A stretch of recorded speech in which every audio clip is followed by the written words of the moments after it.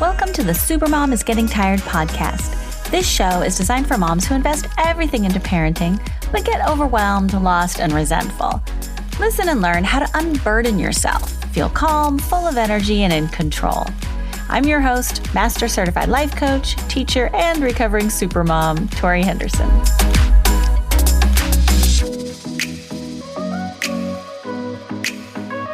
Hello, supermoms. It's Torie.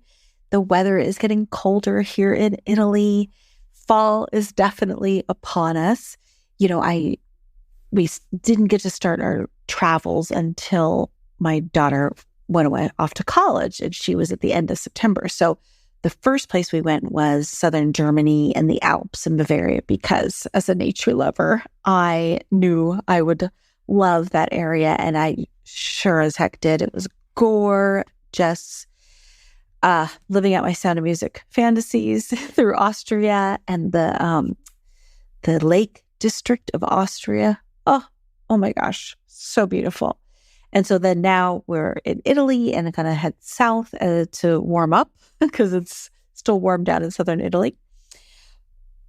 I'm a little worried about going back home because I've been having such a great time. And I'm kind of like, is this the level of and kind of stimulation and novelty and adventure that I'm currently craving? How the heck am I supposed to go back home to my quiet little suburban life? I'm not really sure. So it has been better than I even could have expected. I really am enjoying it. And so I'm not quite sure what this means for my future. But in the meantime, I'm loving this work abroad situation. Today, I have for you the most popular podcast that has been downloaded since I started in 2019. It has more than double the amount of downloads than any other podcast. So it's not just the most popular, it's the most popular by far. And you may or may not be surprised to hear that the topic of the podcast is I caught my kid watching porn. It is a parenting situation that is super common, and most of us do not have a frame of reference from our growing up. Like, we can't look back at how our parents handled it when they caught us watching porn, because it wasn't a situation that was happening. And now it is so readily available, happening on a daily basis. What the heck am I supposed to say when I catch my child watching porn? I think it's different with the teen, although if you catch your teenager watching porn, I think today's episode, this replay of this very popular episode, will still be helpful. Whether it's male or female, I think that it's still relevant because it's all about reminding your kids that they have instincts and to listen to them. So enjoy today's podcast. Arrivederci. Hello, supermoms. How are you? I'm amazing. I am super excited about a webinar I've got coming up this week, and I want you to join me. Do you know anyone who's always racing the clock, always feeling like there's not enough time, and they're running around like a crazy person, trying to accomplish thing after thing after thing, trying to get so much done in a day, and yet they still feel like they haven't done enough? Well, please invite them to join my free webinar. It's called 3 Surprising Secrets to Creating More Time for Yourself. So it's really designed for people who have time anxiety and just feel like there's just not enough time. They're always feeling like they're not accomplishing enough, and they feel frazzled and running from thing to thing. So I would like to invite you, or if you have friends that could benefit from it, please invite your friends to go to lifecoachingforparents.com/time and register for this webinar, because it's going to be a really good one and so important.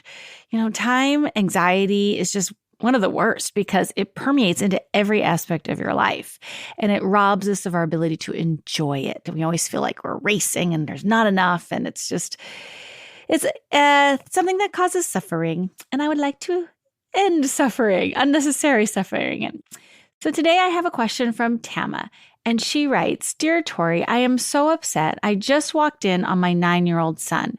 He was looking at our laptop and shut it as soon as I came in the room. I asked him what he was looking at, and he said nothing. When I looked up the browsing history in the computer, it was very clear he was watching porn.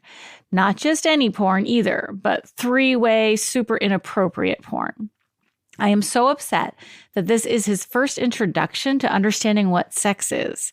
I know he will never be able to unsee the images he saw.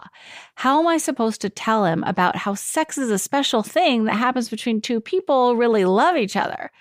I want him to have a healthy sexual attitude, but I'm mortified that this was his introduction to the topic. I feel his innocence has been ruined.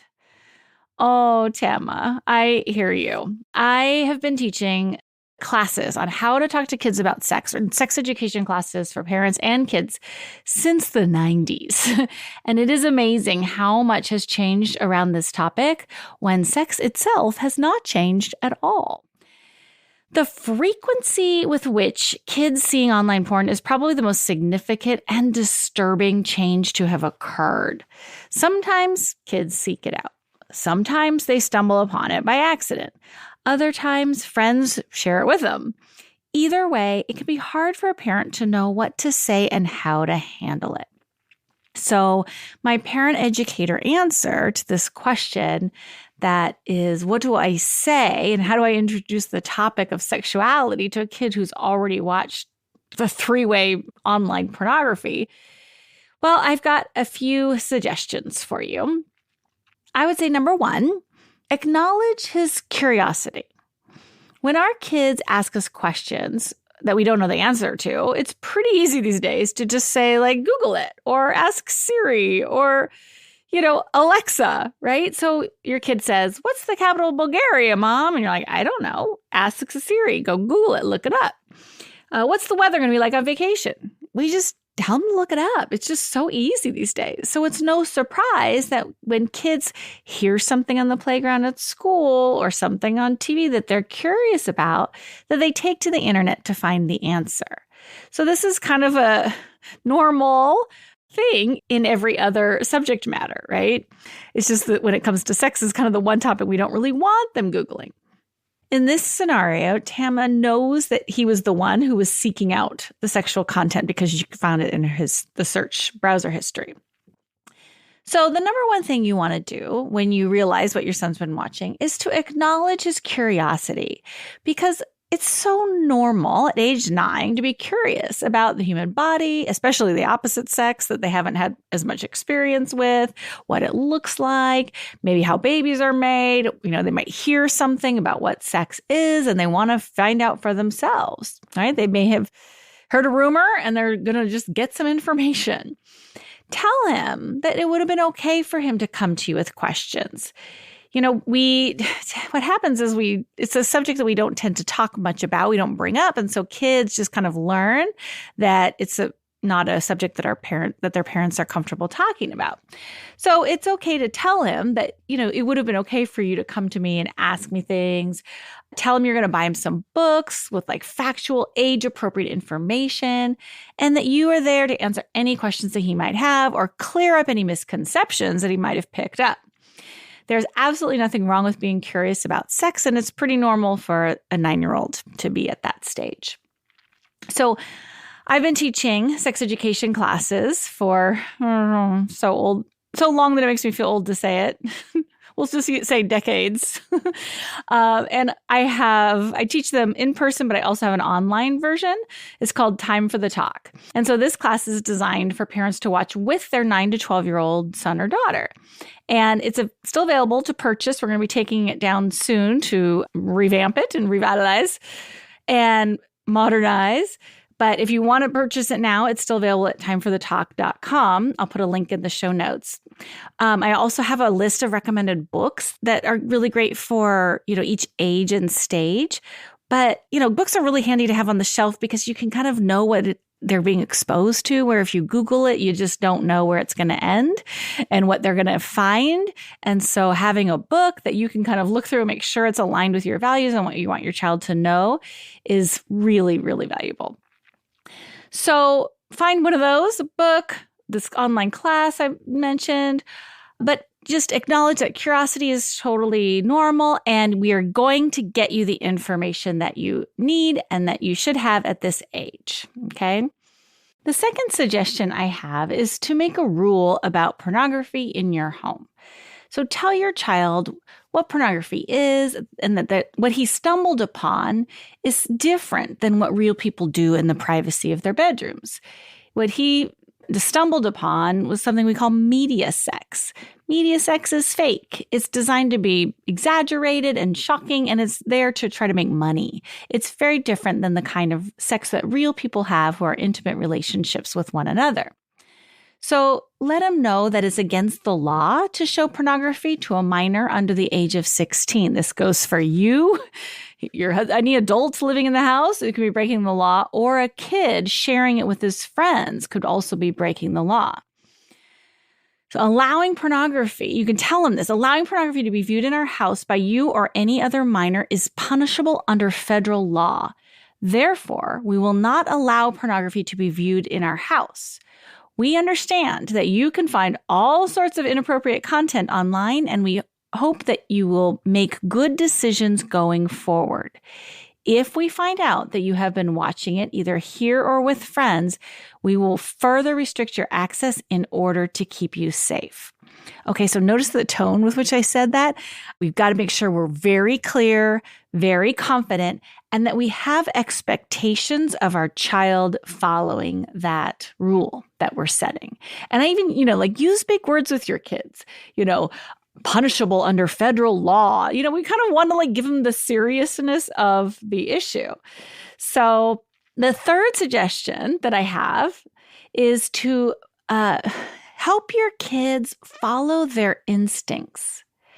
Okay, so instincts are designed to keep us safe. It is something that we are all born with. And you can tell your kid, I highly suggest that you do, tell them, say, I noticed that when I walked into the room, you immediately jumped up and shut the computer. This was your instincts telling you that you were watching something that was not appropriate. You knew deep down that this wasn't right. If it had been something interesting in a healthy way or funny in a healthy way, you would have said, "Mom, come here, you got to see this." Instead, you shut it down like it was on fire and ran away as fast as you could. This instinctual part of you knew that you shouldn't have been watching this, and I want to encourage you to listen to your instincts. So these 3 suggestions I have for you, Mama. Number 1 is to acknowledge his curiosity and educate him on what a 9-year-old needs to know about sex and bodies and puberty and the whole shebang, how babies are made.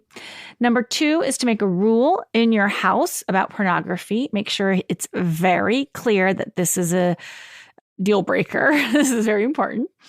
And then number 3 is to tell him and teach him about his instincts, that he had them, they were working the way they were supposed to, and just to encourage him to continue to listen. So the life coaching answer of kind of what gets in our way from being able to have this very clear, conscious conversation, what gets in our way is our nerves, our fear. It's uncomfortable to talk about these subjects, especially if you didn't get great modeling from your parents. If your parents didn't handle this topic in a way that you want to emulate, then you don't have an example set, for how to do it. And of course, none of us, at least I would say most of us, didn't have the issue of, online porn to contend with. I don't know how old or young my audience is, but if you're my age, this was not an issue. So if we had seen our parents handle it in a way that felt comfortable to us as kids, then it would be easier for us to know what to do. But most of us didn't have that modeling. And so we get really flustered. We get confused. We worry about, are we doing it right? Are we doing it wrong? We don't know what to say or how to say it. Or we say the right thing. We say too much. We say not enough. And so we end up just saying nothing at all. We get afraid that we will make it worse or cause our kid to react in an awkward way. It's this fear that keeps us giving our kids the information that they need to navigate the modern world they live in. So like we don't want to watch our kid be embarrassed or feel uncomfortable. And so we just don't say anything. And then they miss out on having information that really would help them because they're swimming in sexual content. Let's be honest. It's everywhere, through the TV, through the computer, through social media, through YouTube, or whatever. They're going to be exposed to, what sex is and some maybe presented in some inappropriate ways or some non-factual ways. And so they deserve to have the facts. They deserve to have the information, and they deserve to have it presented with our own values as parents of like, what do we think is, right, wrong, good, bad, like what do we expect of them so that they can develop kind of a healthy sexual attitude. And sex education at age 9 is mostly about science, health, and respect for the human body. Like kids are smart. They're learning that food goes into the stomachs and you digest it, you poop it out. And so like when we tell them that babies grow in mom's stomachs, it doesn't make sense to them. I believe 9 to 12-year-olds deserve to know all about reproductive anatomy, physiology, puberty, how babies are made, in a way that helps them appreciate and respect the human body for how magnificent it is. But also, most importantly, that when parents present this subject to them between the ages of 9 to 12, then they learn that, I can talk to my mom or dad about this as, they get older and they start actually having questions, or they're running into situations that they really need that, counsel, that parental perspective, that you will have already opened the door for them and shown them this is a subject that you are comfortable talking about and that you are willing to discuss with them. So even if your child hasn't started puberty yet themselves, their friends maybe have. So they're going to want to make sense of the changes that are happening around them and the conversations that are starting to happen. So what we want, I believe, if our kid hears another kid talking on the playground at recess, saying like, what sex is, and did you hear this, and did you know that? You want that kid to be able to say, I don't need to listen to you. I already got the information at home. I've got books. I took a class. My mom and dad already talked to me. So I don't need to listen to you to get my sex education from you. I've already got all the information I need at home. So rather than trying to have the perfect conversation at the perfect time, aim for authentic instead.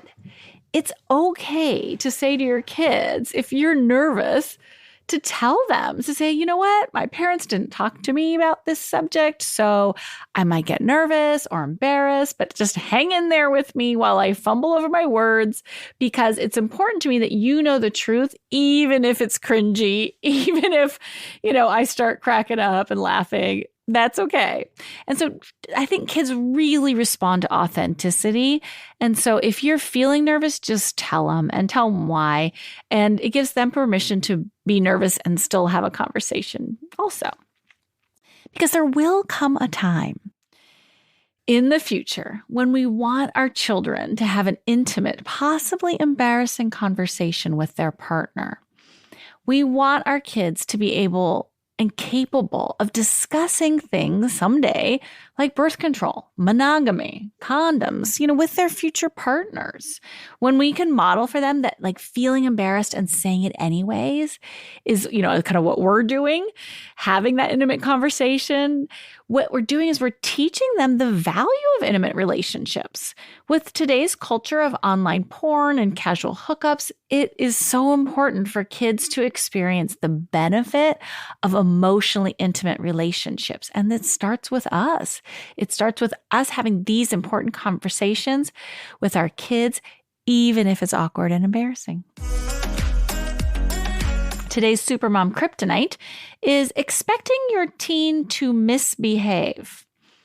Do you want your kids to watch pornography? Do you want them to have sex as teenagers? Do you want them to drink and do drugs? There is one surefire way to get your kids to do these frowned upon activities. And I see parents doing it all the time.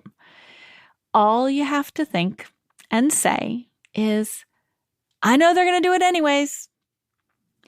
When parents have this belief, I know they're going to do it anyways, they subconsciously send the message to their kids that this is what you're supposed to do. If you're a normal, typical, average teenager, you are going to watch porn, drink, do drugs, have sex, whatever. So, I think, we kind of like to be right. We don't want to be surprised. And so sometimes we expect, something we don't want. And so that we can say, well, at least I saw it coming. I knew they were going to do it anyways. But in education, we have this saying that says children rise to our expectations. So if you expect your child to go to college, chances are they will. When you expect your child to drink alcohol, experiment with drugs, have sex, watch porn, then that's exactly what happens. This expectation keeps parents from giving their kids information about the risks and consequences, or advising them not to do it, giving their opinions, whether they think it's a good idea or not. It also doesn't really give room for the teen's opinion to come into play, because sometimes teens aren't ready for that. They don't want to, have sex as a teenager. They don't feel like they're ready for it, or they don't like watching online pornography. And they feel like they don't really have that choice because they pick up on the parent's subconscious expectation that they're going to do it anyways. So, your son might be scared or disinterested in doing drugs, but if his parents say well, we know you're going to do drugs anyways, then he feels like he's doing something wrong if he doesn't live up to his parents' expectations. So it may be that you want your child to fit in and be popular, and you think that the only way that's going to happen is by doing these kind of frowned upon activities. I would suggest figuring out how you want your teen to behave, and then start expecting that behavior. Do you want your child to be tempted but make healthy choices instead? Then tell him you expect that of him. Do you want your child to have friends and romantic partners that have her best interest at heart? Then tell her you expect her to find friends and partners that will look after her. Expect your child to listen and obey your rules around online porn or anything else. If he doesn't, then you can take extra precautions and limit his access to technology, but always make sure your expectations are aligned with what you hope to see in your child. Today's Supermom Power Boost is teaching your kids to trust their instincts. This is one of my favorite topics. I just had so much fear and worry for so many years that when I learned about instincts and intuition, it just really helped me let go of thinking I had to control everything and that everything was my responsibility. We are born with instincts designed to help keep us safe. So let me just kind of define. An instinct is a physiological response in the body. Okay. If a giant spider surprisingly lands in my hair, I jump, I scream, I flail. Nobody taught me to do this. It's just an instinctual reaction. Nobody said this is a good thing, right? It's just the body moves. Okay. It's usually the fight, flight, or freeze response. Intuition is the ability to understand something immediately without the need for conscious reasoning or logic. So it's like a feeling that guides a person to act a certain way without fully understanding why. Okay. So they're very similar. Over time, both instincts and intuition kind of evolve, picking up more information about what is normal and what isn't. So this is how I think about it. I went on vacation to the French island of Martinique. It was a tropical paradise, warm and beautiful with crystal clear waters. As soon as my feet walked out onto the sand, my instincts had me take off my long-sleeved shirt and just walk straight into the water in my bathing suit. It just drew me in physically. My instincts were to shed this piece of clothing that I didn't need because it was so warm outside and touch that water because it just looked so compelling. So once I was in the water, I realized that many of the other women were swimming and sunbathing without their tops on. One of these women came up and started talking to me. I felt so uncomfortable. My intuition, alarm bells were going off. It was like, this is not normal. This is so weird. Like, what is happening? And I kept telling myself, like, look her in the eyes, Torie. Like, look her in the eyes. Like, I could feel so the intuition is a feeling in the body. So I could definitely feel that my body was saying, no, wrong, weird, strange. But my brain told me, ignore that. This is culturally acceptable here, and look her in the eyes and be polite. After 2 days of seeing women without tops on, it felt totally normal to me. Like my intuition and my instincts kind of aligned with the current present reality, and no more alarm bells were going off. My intuition was no longer telling me that something was wrong. Okay. So teaching your kids to trust their instincts and intuition can be a huge energy boost for mom, because you realize it's not all up to you to keep your kids safe, that they have their instincts built inside them, and that they're going to, pop in whenever they feel a little threatened or whenever they feel like something's off, something's strange, this isn't right. And they have this built-in mechanism designed specifically for this purpose, and they are way better at listening to it than adults are, right? Adults, like, we can talk ourselves out of it. We have all this like this time of like socialized behavior where we're like, you got to do what's polite. And you know, like, I'm sure you didn't mean that. So when I was a new mom, I hated the words instinct and intuition. Like, you'd hear everybody talk about like, well, just trust your gut, listen to your maternal instincts. Oh my God, I was so annoyed because I just felt like I had none. I had no instincts. And the reason now I know is because I had so much fear, anxiety, and worry spinning around my brain that I couldn't access the physical feelings in my body. So kids are much more connected with their bodies, and they haven't developed the social skills to talk themselves out of what they feel. Your son's intuition, Tama, in this situation was telling him that what he was watching was wrong. Pointing that out to him will help him learn to trust himself and his gut, keeping him safe in the future. If he was continually exposed to online porn with no negative consequences, the alarm bells would stop going off and he would lose this sensitivity to knowing right from wrong. And so you could tell him that. That he has this built in, but he needs to make sure to respect it and listen to it. So look for opportunities when your child is listening to her intuition and point it out to her. Help her get familiar with this built-in ability that she already has. So kids will often use words like weird, wrong, it felt funny, just like uh-oh, cringy. Those are kind of the words that are very vague, very subtle, and easy to talk yourself out of. Worry is not easy to talk yourself out of. It just keeps going around. And so it's in your brain. It's going to keep it with you. Anxiety will stick around forever. But intuition is very easy to talk yourself out of. And so pay attention if your kids use this word like, oh, it just felt strange. It just felt funny. It felt wrong. Then they're describing their intuition or their instincts. And so we want to kind of let them know that and just try to honor and respect it so that they can learn to use it and learn to trust it in the future. Today's quote of the day: you have the gift of a brilliant internal guardian that stands ready to warn you of hazards and guide you through risky situations. Gavin de Becker and the Gift of Fear. And I highly recommend Gavin de Becker's books. Protecting the Gift is the one he wrote kind of for parents raising kids. So if you feel like you've got a lot of fears or you want to make sure that you're keeping your kids safe and teaching them how to listen to their instincts and their intuition, it's an excellent book.